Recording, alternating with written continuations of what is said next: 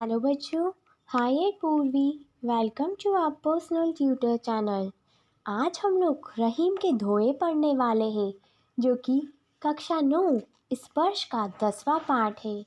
रहीम के दोहे, वो भी अर्थ के साथ। पहला है, रहीमन धागा प्रेम का, मत तोड़ो चटकाए, टूटे से फिर ना मिले, मिले गांठ परी जाए। इसका अर्थ है, कवि रहीम कहते हैं कि हमें प्रेम के धागे अर्थात प्रेम की डोर को एक ही झटके में नहीं तोड़ना चाहिए, क्योंकि जब दो दिलों के बीच में प्रेम अचानक टूटता है तो मन में ठेस लगी रहती है। हम उस टूटे प्रेम को फिर जोड़ना चाहे तो एक तो प्रेम जुड़ता नहीं है, और यदि जुड़ता भी है तो उसमें गांठ पड़ जाती है, अर्थात मन में कुछ ना कुछ मलिनता अवश्य रह जाती है। तो ये था पहले दोहे का अर्थ। अब दूसरा दोहा है, रहीमत नीच मन की बिथा, मन में ही राखो गोए, सुनी अठिलेह लोग सब, बाटी न लेह कोई। इसका अर्थ है, रहीम दास जी मनुष्य को नीति संगत बातें बताते हुए कहते हैं कि हमें अपने मन की पीड़ा, तकलीफ, दुख, दर्द को छिपाकर रखना चाहिए, अर्थात हर किसी के सामने प्रकट नहीं करना चाहिए, क्योंकि हमारे दुख को सुनकर उनको कोई बांट नहीं सकता। सुनकर वह हमारी हंसी उड़ाएगा, अर्थात हमारे दुख से वह खुशी मनाएगा। ये था दूसरे दोहे का भावार्थ। अब तीसरा दोहा है, एके साधे सब सधे, सब साधे सब जाए, रहीमत मूल्य सी बिको, फूले फले औखात। इसका भावार्थ है, किसी भी काम को लगन और परिश्रम से किया जाता है तो क्रम से सब काम पूरे हो जाते हैं। कोई भी मनुष्य सभी काम एक साथ पूरे नहीं कर सकता। एक ईश्वर की साधना से सबकी पूजा हो जाती है।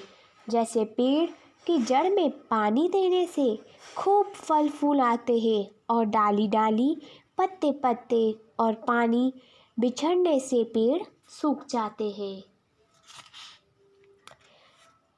अब चौथा दोहा है, चित्रकूट में रमी रहे, रहीमत अवध नरेश, जा पर बिपदा पर रहे, सो आवत यह देश। अर्थात चित्रकूट में ही अवध के राजा राम रहे हुए हैं। यहाँ कण कण में राम विलीन है। जब मनुष्य पर मुसीबत आती है वह चित्रकूट पहुँच जाता है। रहीम का पांचवा दोहा है, धीरथ धोवा औरत के, आखर थोए हाई, जियो रहीम नटकुंडली, सिमट कुदे चढ़ी जाए। अर्थात रहीम कहते हैं कि दोहा एक छोटा सा छंद होता है, भले ही उसमें अक्षर थोड़े होते हैं, पर उसमें गहरा अर्थ भरा रहता है।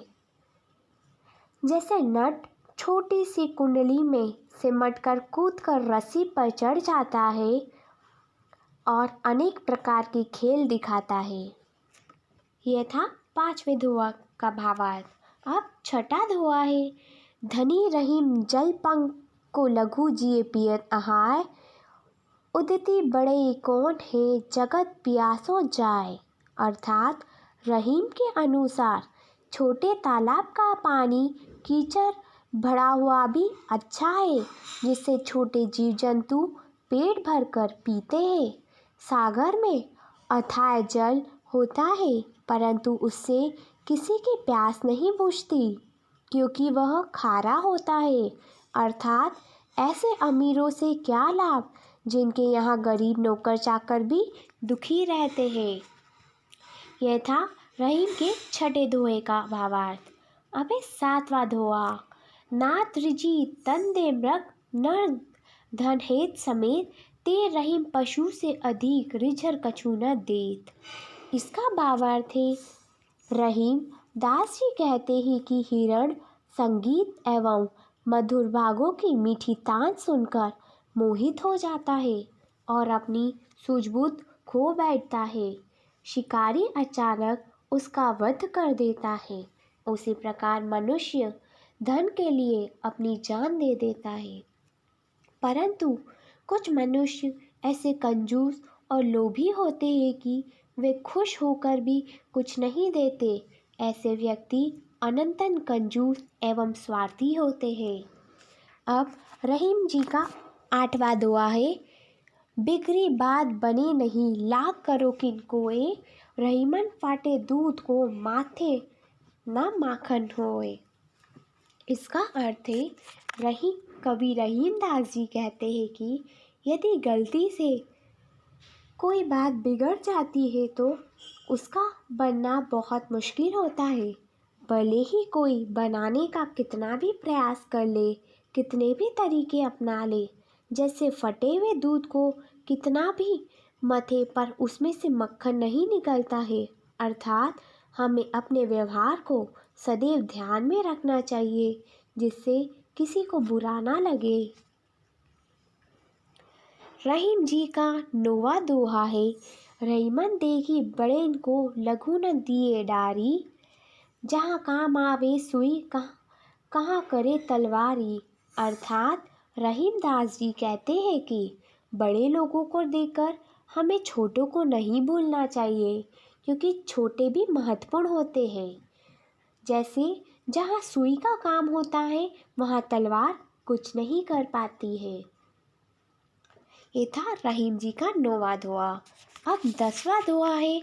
रहीमा नीच संपत्ति बिना को ना विपत्ति सहाय, बिना पानी ज्यो जलन को नहीं रवि सके बचाए। अर्थात रहीम दास जी कहते हैं कि समय पर अपना धन ही काम आता है। धन के अभाव में दूसरे लोग सहायता करने में हिचकिचाते हैं। जैसे तालाब का पानी सूख जाने पर कमल को सूरज खिलने से नहीं बचा सकता है। रहीम जी का अंतिम दुआ है। रहीमन पानी रखिए, बिनु पानी सब सून, पानी गए ना उबरे, मोती मानुस चून। अर्थात रहीम दास जी कहते हैं कि हमें पानी बचा कर रखना चाहिए, क्योंकि पानी के बिना जीवन अधूरा है। पानी अर्थात इज्जत के चले जाने पर समाज में मनुष्य को नहीं पूछता। पानी के चढ़े हुए मोती को बाजार में कीमत अधिक होती है, और उसी प्रकार पानी के बिना चून से आटा रोटियां नहीं बना सकती। अतः जल महत्वपूर्ण है। अब रहीम के दोहे पाठ का प्रश्न अभ्यास। निम्नलिखित प्रश्नों के उत्तर दीजिए। क है, प्रेम का धागा टूटने पर पहले की भांति क्यों नहीं हो पाता? प्रेम का धागा, इसका उत्तर हम दे सकते हैं, प्रेम का धागा टूटने पर पहले की तरह इसलिए नहीं हो पाता क्योंकि उसमें गांठ पड़ जाती है। प्रेम संबंध यदि एक बार टूट जाए तो पहले वाली स्थिति लौट कर नहीं आती। बीच में छोटी मोटी दरार रह जाती है, विचार पूरी तरह नहीं मिलता। दूसरा है, हमें अपना सुख दूसरों पर क्यों नहीं प्रकट करना चाहिए? अपने मन की व्यथा दूसरों से कहने पर उनका व्यवहार कैसा हो जाता है? इसका उत्तर है, हमें अपना दुख दूसरों पर इसलिए प्रकट नहीं करना चाहिए क्योंकि इसका कोई लाभ नहीं है। कोई हमारा दुख बांटता नहीं, अपितु लोग हमारे दुख को सुनकर हमारा मजाक उड़ाते हैं। तीसरा प्रश्न है, रहीम ने सागर की अपेक्षा पंख जल को धन्य क्यों कहा है? इसका उत्तर है, रहीम ने सागर के जल को व्यर्थ इसलिए कहा है क्योंकि यह पानी पीने के काम नहीं आता। सागर में अथाह जल होने पर भी लोग प्यासे मरते हैं। इसकी तुलना में पंख जल गंदा होने पर भी इसलिए धन्य है क्योंकि इसे पीकर छोटे छोटे जीवों की प्यास बुझती है। यह जल उपयोगी है, जबकि सागर के जल का कोई उपयोग नहीं है। चौथा प्रश्न है, एक को साधने से सब कैसे सज जाते हैं? इसका उत्तर है एक ईश्वर की साधना करने से अन्य सभी देवता स्वयं सज जाते हैं, क्योंकि ये देवता भी उसी ईश्वर की साधना करते हैं। अर्थात हमें एक ईश्वर की पूजा करनी चाहिए। 5वां है जलहीन कमल की रक्षा सूर्य भी नहीं कर पाता। इसका उत्तर जलहीन यानी पानी के बिना कमल की रक्षा सूर्य भी नहीं कर सकता। यद्यपि सूर्य ही कमल को खिलाता है, वह कमल खिलेगा जो पानी के मध्य स्थित है।